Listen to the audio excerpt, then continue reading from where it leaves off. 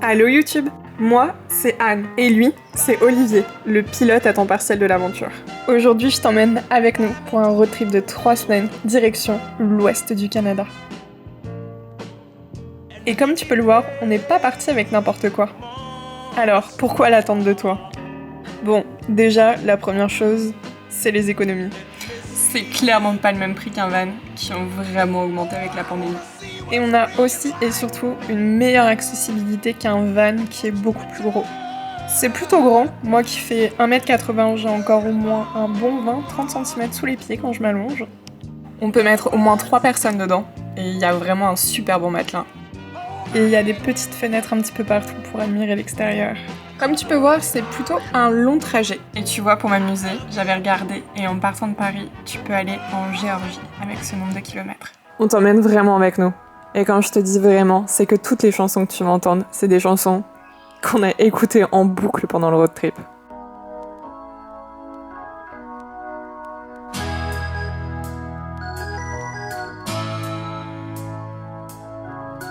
Ça y est, c'est le grand départ. C'est super cool, on a réussi à avoir 3 semaines en même temps, ce qui est plutôt rare. Donc après quelques préparatifs, on est parti avec une seule chose en tête, les Rocheuses. Quand on part de Québec, on longe Trois-Rivières, on longe Montréal. Et après une longue journée de voiture, on arrive à Val-d'Or, en Abitibi. On trouve un petit motel parce que je t'avoue que la journée était longue. On ressentait tout simplement le besoin de se reposer un petit peu. Et aussi tout simplement parce qu'on n'avait rien trouvé sur Park4Night dans ce coin-là. Park4Night, je vais t'en reparler, mais un petit peu plus tard.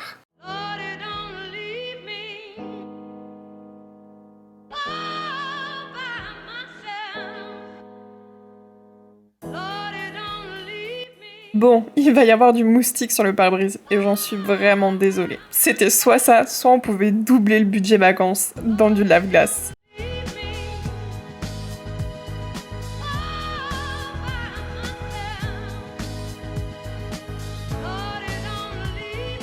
On arrive en Ontario, parce que comme tu l'as vu, Val-d'Or, c'est vraiment juste à côté de l'Ontario. L'Ontario, c'est vraiment la province la plus large. Et on parle bien souvent des prairies, les provinces qui vont suivre, mais on a trouvé l'Ontario beaucoup plus long. On a commencé à ressentir le syndrome de la ligne droite, qu'on ressent, je trouve, beaucoup moins au Québec. Aussi, on est passé par le nord de l'Ontario. Je te conseillerais plutôt de suivre la route autour du lac supérieur. Et comme tu l'as vu, c'était vraiment la journée la plus longue du trajet. On n'avait pas vraiment d'objectif en Ontario, donc on a roulé, pour, au bout du compte, avoir roulé 11h30 en une journée. Un peu avant Thunder Bay, on s'arrête sur une aire d'autoroute indiquée sur Park4Night. C'était vraiment beau, on était juste à côté d'un lac. C'est pas vraiment des aires d'autoroute comme en France, il y a une toilette et une aire de pique-nique. On a juste planté la tente.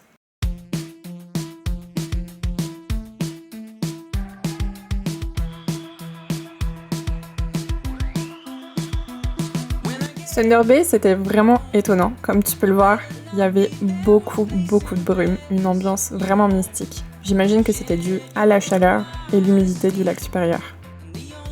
Ça y est, nous voilà au Manitoba. Le Manitoba, ça signe le début des prairies. Cette région, elle recouvre le Manitoba, le Saskatchewan et l'Alberta. C'est environ 1 960 000 km², soit juste 3 fois et demi la France. C'est hyper impressionnant de voir autant d'exploitation. C'est une des plus grandes régions agricoles du monde et tu vas voir beaucoup de rouleaux de foin. Dans cette province, tu vas trouver Taché, qui se dit être la ville au centre du Canada en ne considérant que la longitude. Parce que oui, il y a une petite guerre avec une ville au Nunavut qui revendique le titre en prenant compte à la fois de la latitude et de la longitude. Ce soir-là, on a dormi dans une petite ville toute mignonne qui s'appelle Portage-la-Prairie. Somebody once told me the world is gonna roll me. I ain't the sharpest tool in the shed. Comme tu le vois, le jour d'après, on a continué à rouler, encore pour changer. Il nous restait un petit peu moins de la moitié du Manitoba à faire pour arriver enfin au Saskatchewan. Bon, maintenant, je vais te donner un petit conseil. Dans les prairies, en général, il faut absolument que tu suives la transcanadienne. Nous, tu vois, le GPS nous faisait sortir constamment de la transcanadienne. Vraiment tout le temps. Et on le suivait. Et tu vois, dans les prairies, ça vente beaucoup. Le problème étant que l'attente de toi n'est pas très aérodynamique. Et donc, comme on prenait des petites routes, on se retrouvait souvent sur des deux voies, avec des énormes camions qui nous venaient dans l'autre sens. Donc, avec des appels d'air et le vent qui se mettait en plus. J'avais l'impression qu'on allait faire des sorties de route à peu près toutes les 2 minutes. Pour tout te dire, j'ai pas touché le volant de toutes les prairies. Même Olivier avait mal au bras le soir à force de retenir le volant. J'avais juste envie d'abandonner la tente de toi sur le bord de la route. Donc si tu es équipé comme nous, ou si tu as un van un petit peu haut, je pense que ça peut faire la même chose. Donc un conseil, garde le cap sur la transcanadienne. On en a croisé des motels bizarres, mais je pense que celui-ci restera mon préféré. Comme on a dormi dans une ville frontalière en fait entre les deux provinces, on n'a pas croisé le panneau Alberta. Donc, oups. Nous voilà enfin en Alberta. Comme je t'expliquais tantôt, c'est encore pas mal de prairies, mais on commence à avoir un petit peu de relief au bout. Nous, tu vois, on est arrivé par la route du Haut pour pouvoir se placer entre les deux parcs de Banff et de Jasper. On n'a pas voulu dormir dans les parcs car c'est souvent très cher et bien rempli. Et c'est pas toujours les plus beaux spots qui restent. Donc on a trouvé, à 20 minutes des parcs, un spot complètement gratuit au bord d'un lac. Ce qui était cool, c'est qu'il y avait un petit peu tout type de personnes. Des gens en tente, des gens en gros van, ceux qui ont aussi les énormes bus campeurs. Bref, c'est complètement libre et tu choisis ton emplacement. Et c'est là que je vais te parler de quelques indispensables qu'on a eu pour le road trip. Le premier, c'est bien simple, une batterie, une énorme batterie. Pas besoin d'une solaire qui coûte super cher, une qui se recharge sur ton allume-cigare convient parfaitement. Tu vas beaucoup rouler, donc tu pourras la recharger largement en une journée. Le mieux, c'est qu'elle fasse booster et gonfleur pour tes pneus, au cas où, si t'es pris et qu'il n'y a personne pour t'aider. Du très chaud pour la nuit, parce que dis-toi qu'on a même vu de la neige sur les hauteurs un matin en se réveillant. Il avait fait bien froid la nuit. Une douche solaire, si tu es comme nous dans une tente de toit, ou dans un van qui en a pas. Une douche solaire, ça va vraiment te sauver la vie, autant pour ton hygiène que pour faire quelques petites choses comme la vaisselle, ça aide vraiment. De l'anti-moustique, parce que je t'assure que ça peut vraiment te gâcher une soirée complète, que ce soit en camping dans les Rocheuses ou au Québec.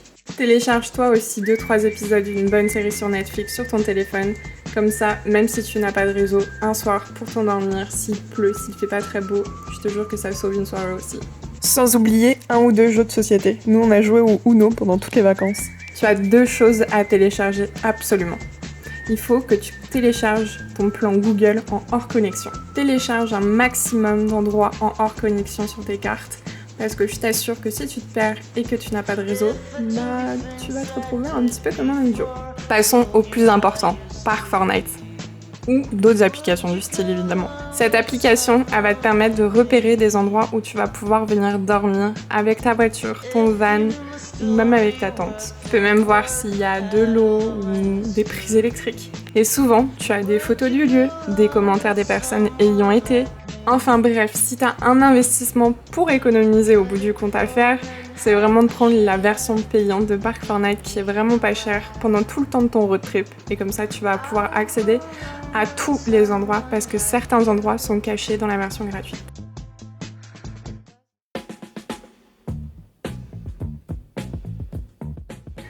Parlons du parc national de Jasper. Tu peux le traverser largement en une journée en voiture. Et il y a déjà beaucoup de choses à voir rien qu'en voiture. Quand tu vas arriver au bout du parc, tu vas tomber sur la ville de Jasper qui est très mignonne, très jolie. Mais ça reste une ville très touristique où tout est très cher. Bref, arrête-toi à certains endroits, tu verras, il y a beaucoup de choses qui sont indiquées, des petites randonnées, des choses plus ou moins accessibles pour tous les niveaux. Et profite juste. Prends-en plein les yeux.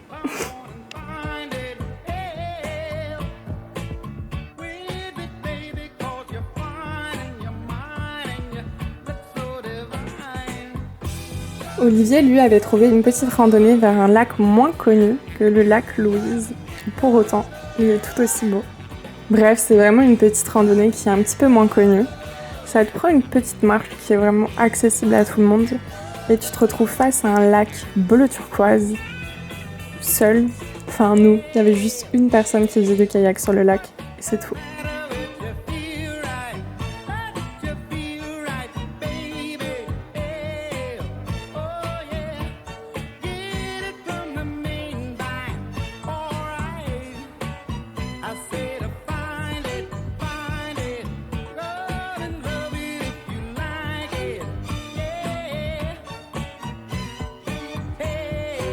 Comme tu le vois, tout se passe plutôt très bien en ce moment-là. On profite du camping, on a vu des belles choses, on en a plein les yeux.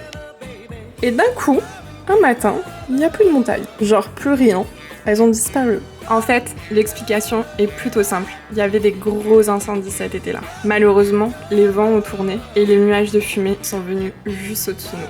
Le lendemain, tout était revenu et on a pu continuer à profiter.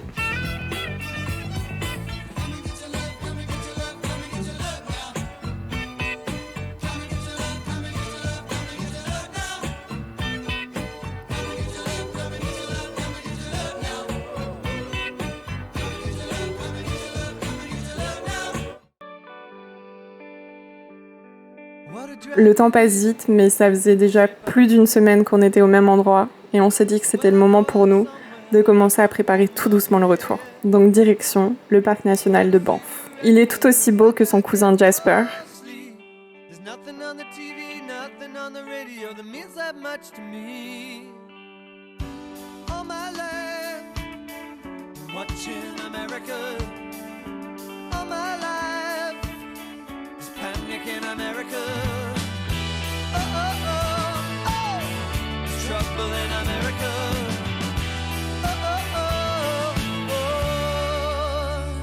Direction le lac Louise, le joyau du Canada. Tu vois, le lac Louise, je le vois un petit peu comme la Tour Eiffel en France.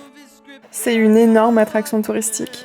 Et quand tu tapes Canada sur internet, il y a quasiment 90% de chances pour que tu tombes sur une photo du lac Louise. Comme avec la France et la Tour Eiffel, t'as capté. Eh bien écoute, c'est vraiment un superbe lac, vraiment. Mais j'ai préféré celui qu'on avait trouvé par nous-mêmes. En effet, le lac est vraiment bondé de monde, vraiment. On avait comme une petite impression d'être à Disney. En tout cas, je ne comprends pas comment des personnes arrivent à prendre des images de ce lac-là sans qu'il n'y ait personne sur la photo. Vraiment, va falloir m'expliquer. Bon, on se met sur le retour. Les Rocheuses, c'est fini pour nous, mais il nous reste une étape. Une étape que Olivier n'arrête pas de me répéter. Et je pense que je sous-estimais légèrement cette étape-là. Parce que, oh non, mais donc ça me vendait pas du rêve. Et pourtant, ça a été notre étape des vacances. Celle qu'on a préférée l'un comme l'autre. Alors pourquoi ? Déjà, rien que pour la chance de pouvoir observer des bisons. C'est un peu un endroit hors du temps. Tu sais plus vraiment si t'es au Canada à cet endroit-ci. C'était vraiment un endroit inattendu pour nous. Ça sort tellement de ce qu'on voit habituellement. Et je trouve aussi que c'est un parc où tu te rends compte de l'immensité du Canada. Bon, il fait pas très beau et ça rend pas très bien dans la caméra, mais je t'assure que c'est vraiment plein de couleurs.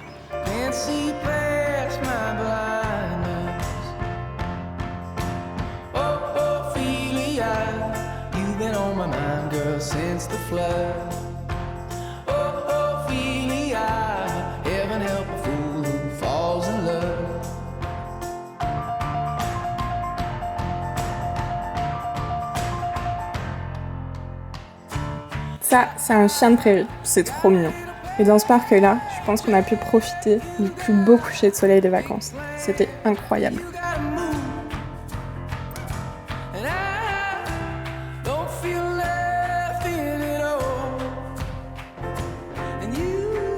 Tu peux vraiment te balader en toute sécurité dans ce parc-là. Il n'y a pas de prédateurs. Je pense que ça retire aussi un petit côté de stress que tu peux avoir ailleurs. Les seuls animaux qui peuvent être un petit peu dérangeants, ce sont des serpents et des araignées, des veuves noires en fait. Mais bon, on n'en a pas croisé, c'est le principal.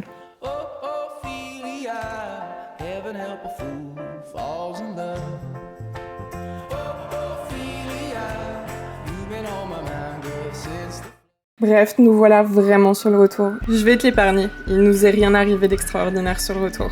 En tout cas, si t'as aimé cette vidéo, n'hésite pas à lâcher un petit pouce, à t'abonner, ça me ferait grand plaisir. Ça m'a fait vraiment plaisir de partager ce voyage qui a été un voyage juste extraordinaire pour nous et que je te souhaite de faire un jour dans ta vie. Alors si tu as des questions ou si tu as aussi des anecdotes par rapport à un gros voyage comme ça, n'hésite pas à les partager en commentaire, ça me ferait vraiment plaisir. Et nous voilà enfin de retour au Québec avec un petit sentiment de rentrer à la maison. Sur ce, merci d'être resté jusqu'à la fin. On se revoit très vite avec une nouvelle vidéo. Et d'ici là, prends soin de toi. Gros bisous.